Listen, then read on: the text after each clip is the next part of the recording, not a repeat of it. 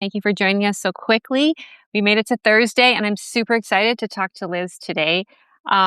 So everyone, welcome to the Tea, the Truth, and a Little Woo, conversations with health practitioners, and I've added health advocates to the list. This series of live chats is where we get to know some of the Substackers in the health and wellness realm, the real ones, not AI. Yeah. Where we find out about the background of our writer practitioner as them as a human. Maybe you will resonate with something they said or do and will want to subscribe to their newsletter. I strongly suggest you do. And to learn more. So today I have Liz with me. I'm so excited for this. I put the call out on Substack about a month or so ago that I was starting this new series, and Liz reached out. And to be honest, I had not heard of her Substack before. There's so many out There's there, so many. right? So I wasn't familiar, and I started reading her profile and her content, and I'm like, yes, we need to do a chat. We need to talk to this woman. She has so much information that we need to know about. So a few things about Liz. Her Substack is called Raw Milk Mama. She's an entrepreneur, a permaculture designer, writer, food freedom advocate, and activist. And in her spare time, she's a wife and a mom of 5. So let's get things started. So I want to ask you, really, this is about you, and we can get into part of what you do as well, because that is part of who you are. So I'm going to start with, what is the story behind Raw Milk Mama? Well, what a great question. And Danny, thanks so much for starting this whole series and getting these voices out there. Because like you, I believe that human to human contact and connection is very important. And it's really hard to filter through that right now. Yeah. And so getting on here live and getting to see each other and talk to each other in real time is just another testament to hey, I'm human. Yeah. So kudos to you for doing this. And I'm thrilled to be here. Perfect. So why Raw Milk Mama? Well, I've spent approximately the past 25 years of my life, I'll be 46 this year, working on the raw milk issue. And that's a huge umbrella. So it started for me with the birth and health challenges of my firstborn. And when I realized that raw milk is both healing and wonderful and illegal, I was like, what the heck is going on here? So going from just the small sphere of household and mama and health for my babies into the larger sphere of health for the community and becoming an advocate for people within my community to also get raw milk and teach them about what's going on here and why is this banned? And then that snowballed into the state level and then the national and then eventually international advocacy efforts and really getting into I'm gonna say the role of I know this is a trigger word for a lot of people, but it's a real word and it's real and true, but the use of propaganda in teaching us wrong things. Yes, absolutely. And the thing that has been going on for decades. Yes. Which we do not understand how deep that has gone through. Correct. And I think a lot of people hear that and oh, I don't listen to propaganda. And that's not true. We're all susceptible to it. And we're susceptible in the things that matter to us. Yeah. So it's real and it's true, and we have to be careful and we have to learn the techniques so that we can see them and then apply our worldview to the information we're hearing and then say oh, does this match my values, right? But we can't do that if we don't even know the techniques that are right. So right. All that to say, the world of raw milk is enmeshed with some decades of propaganda. I'm a huge advocate for safe, clean raw milk and a return to community interdependence, community food systems, and some of the writing that I do focuses on how to peel out those layers of manipulative language.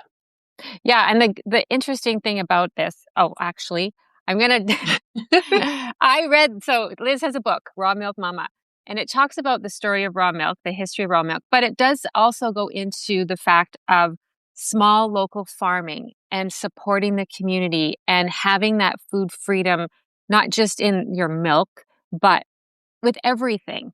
Yeah. And how we have our world, our countries have become so dependent on big corporations to feed us and keep us healthy.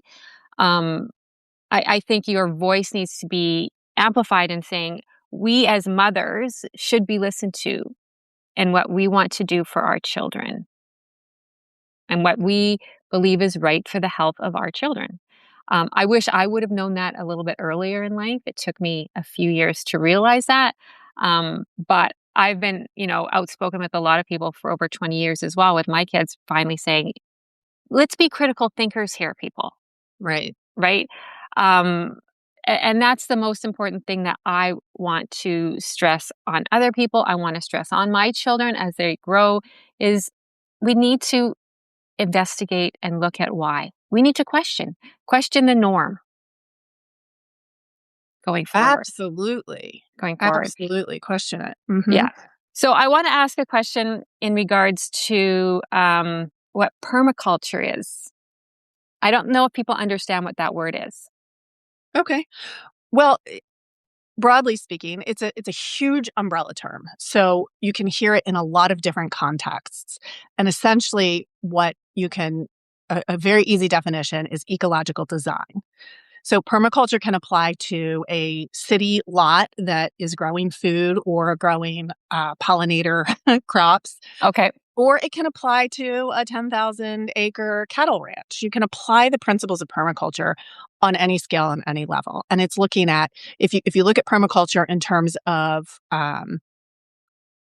let's overlap a little bit with business, right? So the principles are people, planet, profit. If you look at those principles within that sphere, you're looking at how does this benefit people? How does it benefit the planet? And is it profitable? Because if it's not, it won't continue. Right. So it's looking at some of the core principles and developing whatever you're growing with those in mind. And some of those other principles are what's growing where you are already. How do you incorporate that? How do you stack functions? And how do you get what you want from it? So Right. a lot of times people begin in permaculture because they want to grow food for humans. And that's great. And then they have to battle the chipmunks and the groundhog and the everything else. So how do you incorporate that into the plan and the design of what you're building? And it's also like really not as hard as it sounds. Right. I mean, it is, but it's not, because permaculture is happening all around us all the time in ways that we both see and can't see. And also, there's some biomimicry involved in that. Biomimicry, that's a big word just to say, like, what's happening in nature and how can we replicate that? Right. Okay. So when you look at an ecosystem, like, I will never be able to grow tropical plants where I am without a huge amount of inputs. So I'm not going to try to grow tropical plants. I'm going to see what's naturally growing here and say, okay, how can I replicate that in an intentionally designed way that honors the ecosystem and the community in the ecosystem, whether that's all people or people, plants, and animals. Like, what are my goals? What am I looking at? How do I design with those things in mind? Okay. So how did that transition from you being the advocate for raw milk and safe and clean raw milk into going into permaculture and food freedom? Was it just a natural process? Did you just start digging into that hole and thinking, oh my goodness, like there is so much information here that people need to be educated about? And how does it all intertwines at some point, I guess. Yes, it does. Well, I mean, again, Danny, great questions. And I know that you see things holistically as well. And a piece of it was, okay, here I am, a young mom. Not anymore, but then I was. You're still young. You're still young. A mom with young children. How about that? And I looked around and I'm like, okay, so I think it was like on my third pregnancy, I'd already started the raw milk and grass fed and local food for my others. And I'm pregnant with my third, and I'm like, oh, look, I can go to within a 5-mile radius of me. I have hundreds of fast food joints, liquor stores, convenience marts, um, and gas stations where I can buy stuff that's not even food. And nowhere except for what I created could I get local farm fresh food. And that was typical. That's typical of suburbia Yeah. America. And I thought there's something so inherently wrong with this. I can drink myself to death while pregnant. I can smoke a pack a day or more if I want to. I can feed my children fast food and lollipops and soda pop all day long, but I can't get good, clean, safe raw milk without driving for 2 hours. Like was so nonsensical. And as I explored that thought process more, I'm like, okay, well, how do we incorporate local foods into our neighborhood, our communities? How do we create food security? Because at the same time, like, this, like, we're going to tell people, oh, eat this, not this. But what happens when that supply chain is disrupted? What happens if there's an ecological disaster and we can't get that food anymore because we can't drive 2 hours? There's a mudslide or a hurricane or whatever. Like, whatever the situation is, we don't have any food security. None. Yeah. Very few people do. Even the people on homesteads producing a lot of their own calories, et cetera, et cetera. There's still very little actual food security. And so permaculture is the answer to that. And it's an evolution, right? Because you have the concepts of permaculture that we need to practice permaculture. We need to do this and get our hands in the dirt wherever we are. We need to change our diets as much as possible to get local, clean, healthy foods.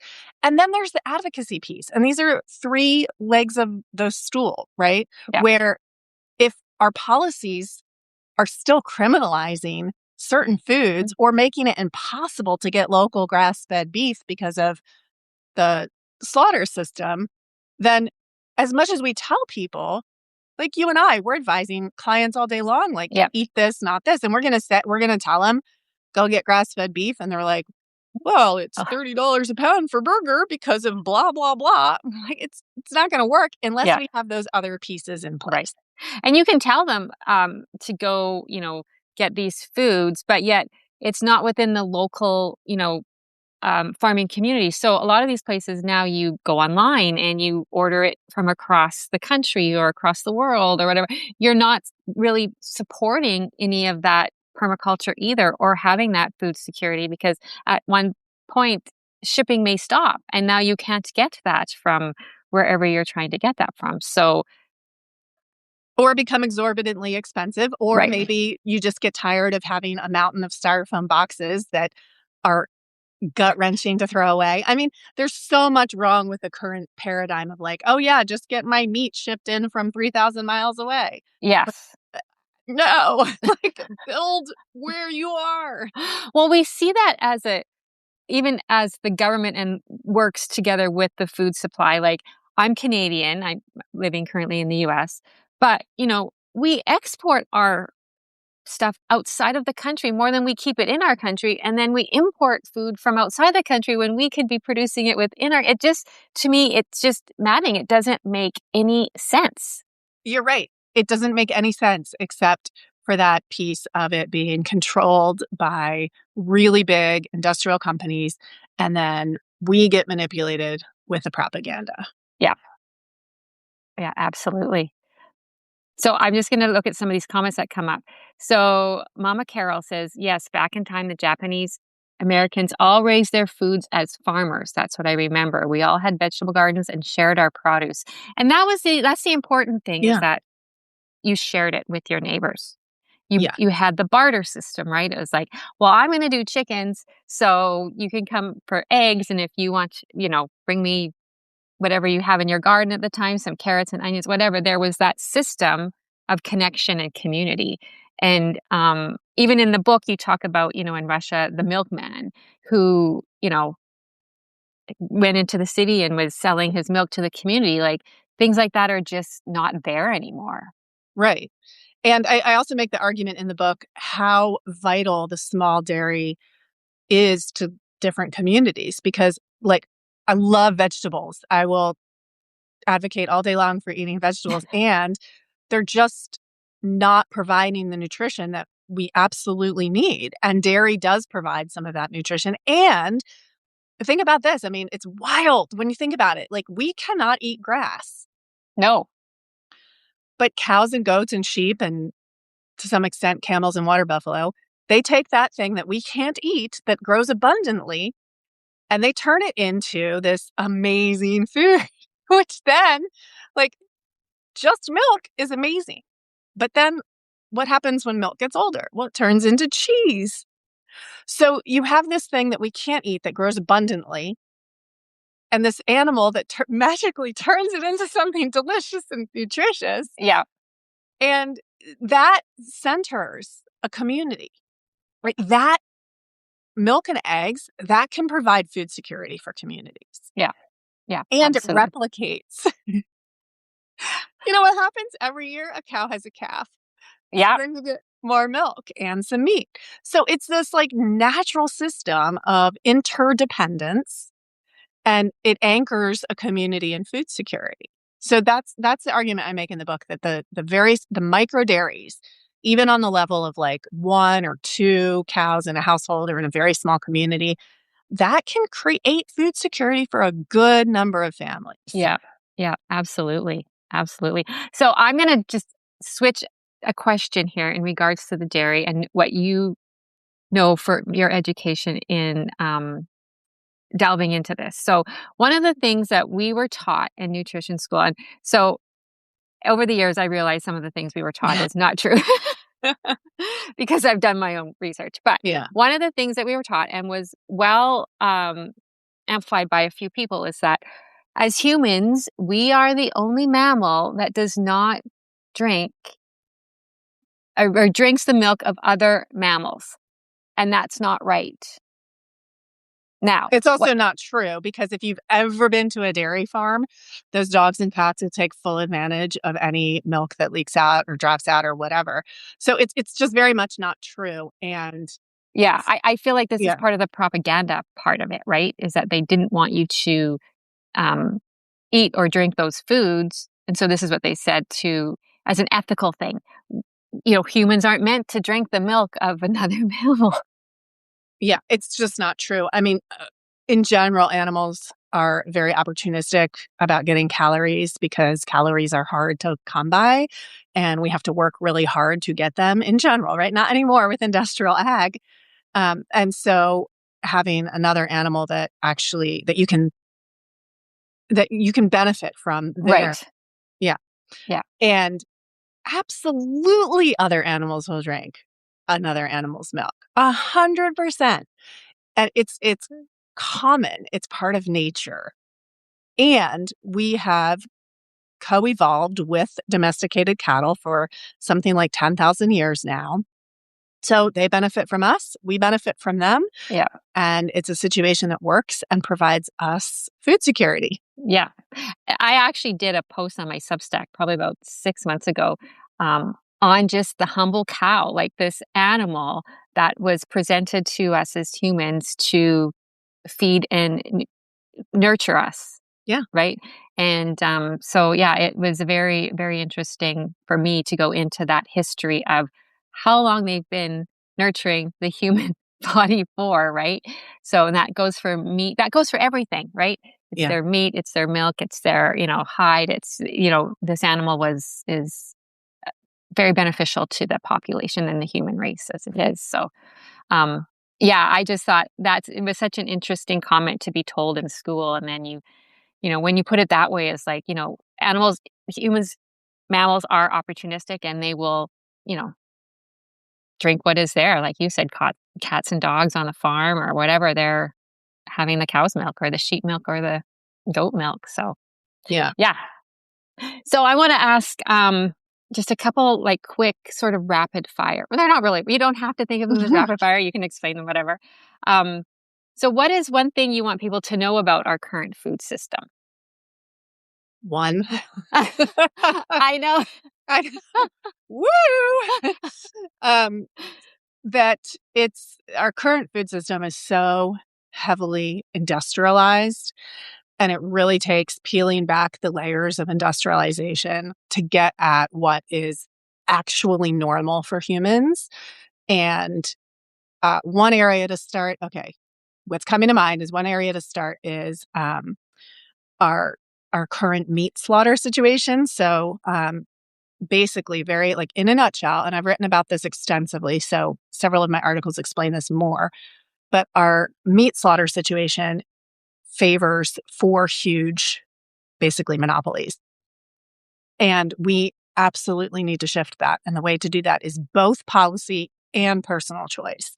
So, Prime Act is a bill in Congress that Okay. would allow custom slaughter facilities that are regulated on the state level and they have safety and they have humane slaughter practices as part of that, would allow those slaughter facilities to butcher animals and farmers can sell by the cut. This is a complex topic, but it's super important for more Americans to understand because right now in our food system, our capacity and situation for slaughter is very vulnerable.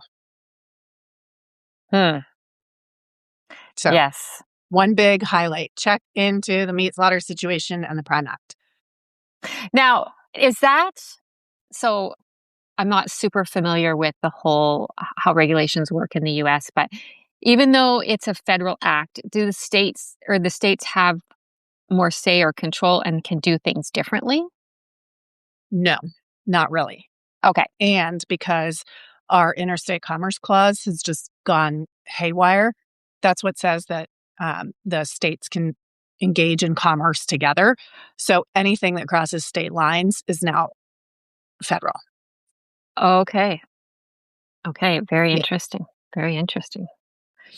Um, now these are just some fun questions. Yeah.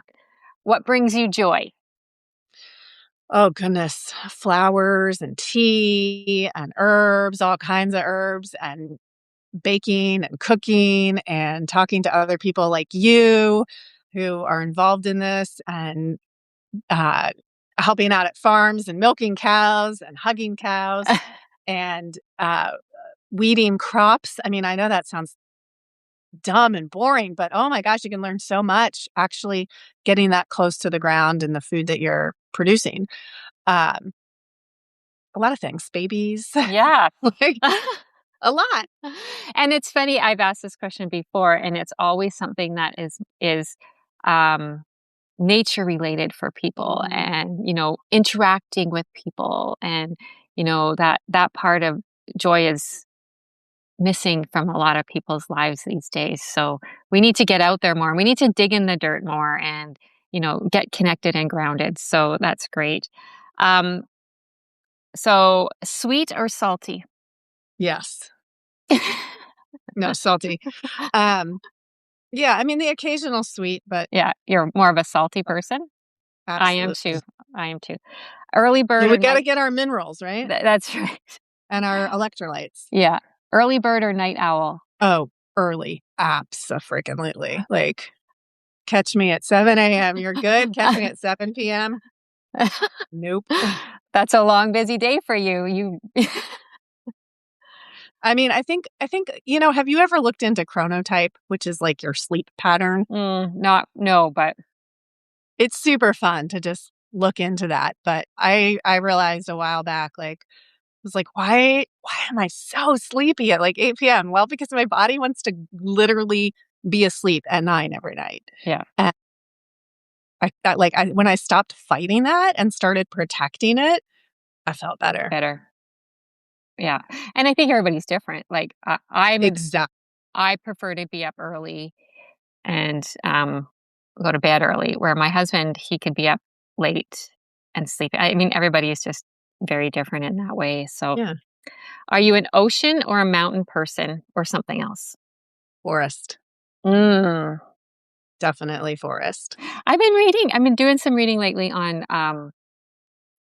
forests and the green light that comes through the leaves. Something you just never think about either, right? How important the different colors of light are to your overall health. And Yeah. what's the word? I can't think of the word that they call it. I'll think of that anyhow. Um, if you could What about travel, you? what is my I am an ocean. I love the water. Where I grew up in Canada and BC, we had multiple lakes, like freshwater lakes around us all the time. And so when I moved to a province that did not have lakes, it was very hard not to be around the water. Yeah. So I'm just it just calms me. The water just calms me. Yeah. Always has. So, but I like the mountains too. We Yeah. also lived by the mountains, so there's a bit of both. But I would definitely go to an ocean or a lake somewhere instead of before anything else. So, um, what is your favorite book? And you can't say the one that you wrote. Okay. So favorite book. Wow. Well, I'm also a little bit of a literature nerd. That is actually what I studied in college. Okay. So, can I do a favorite author? Yes, yes, you can do a favorite author. All right, that will be tied between Graham Greene, who's like one of the dead white guys that literature refers to, and Emily Dickinson. And they're very Okay. different, but they've both influenced me enormously in my writing and in my thinking. Right. So those two are way up there, tied for favorite. Graham Greene and Emily Dickinson. Okay. And I'd recommend anything by either of them. Emily Dickinson, of course, being a poet, so her books are either really tiny or really big. Yeah, yeah. And Graham Greene, I've never heard of him. So what is his um platform? Like what does he write about? He's a fiction writer. He wrote some Okay. short stories and then he Okay. wrote some longer novels. Okay. And the best way I can describe it is that they're very punchy. Like he builds the story and then bam. And Okay. it's really, really like you really sit with it and think and explore your own views. And very influential to me from a Yeah. very early age. Interesting how, again, things that we read growing up, how it can influence us as we get older and how we portray ourselves and what we focus on and what we want to, our values that we want to portray to other people, family members and stuff. So, and that's something that unfortunately that younger generation is not getting Yeah. is, picking up a book and reading a book. Yeah. And I worry, I feel sad for the, younger generation of kids coming into this world and not becoming the critical thinkers that they should be. Yeah. That's my worry. So, And, I think one of the things um, thanks, Sean. I just saw a comment, Sean Graham Greene is one of the greats. He really is. Um, but also when it comes to reading, read what you like. And, there have been so many times that somebody's recommended like one of those big, tense, dense tomes to me. And I'm like, yeah, I really should read this. And I just can't. I don't enjoy it. And that's okay. yeah. It's really okay. Yeah. Read what you like. Yeah. Um, Find your niche. Yeah. And if that's fiction or fantasy, great. Just read what you like. Yeah. But read. Exactly. Yeah. There's a few other little comments. So Kathleen, it's forest bathing. That's what it is when you walk Yeah. through the forest. Anyhow, just a couple other comments. Of course, Kathleen says they did it so they would have less facilities and farmers can't afford to get their herds there. It's too costly. They're cutting back. So Yeah. that's in regards to the Slaughter the facility. slaughter. Yeah. Yeah. So yeah, as a final word, what is the message that you'd like to get out to people? Oh, that food security matters a lot and it takes our intentional long-term focus. And it's so easy to get distracted by the bright lights and the flashy headlines. But when it comes down to it, food security is a practice that is centering. It's literally and figuratively grounding. And it's something that we can incorporate no matter what else is going on in the rest of the world. We can incorporate food security in our households and communities by really getting back to the Basics. basics. And it only ever takes it just takes little steps at a time. Like, you just start with little things, whether you try to source out a local farmer's market, get out there and talk to the farmers and see how they farm, what they're doing. They love if you've gone to a farmer's market and talked to farmers and ranchers, they love to talk about what they do. Mhm. They love to educate you in what they're selling. So, yeah, that's a perfect message to end on. And I want to say to everybody, if you don't, um, well, if you want to learn more about raw milk and the history, the history for me, because again, this wasn't something that we were aware. I mean, in Canada, raw milk is illegal. It is illegal. I don't even think there's a black market for it. There's nothing there. So the history of There is. Yeah. okay. The history, the information, the black market part. This is just such a very interesting book, and it really gets you thinking about for the whole food security and permaculture and how we can work together with small farmers to create a healthy environment for everybody. Yeah. Your website is Nourishing Liberty. NourishingLiberty.com. Okay, .com. Mhm.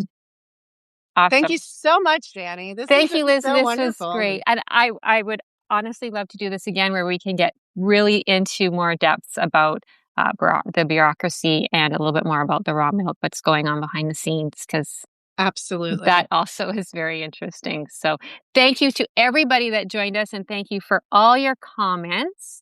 I truly appreciate it. Make sure you go and follow Liz on her Substack. She's got some great articles on there. And everybody have a great day and a great weekend. Thank you, Liz. Thanks, Danny. Bye-bye. Bye.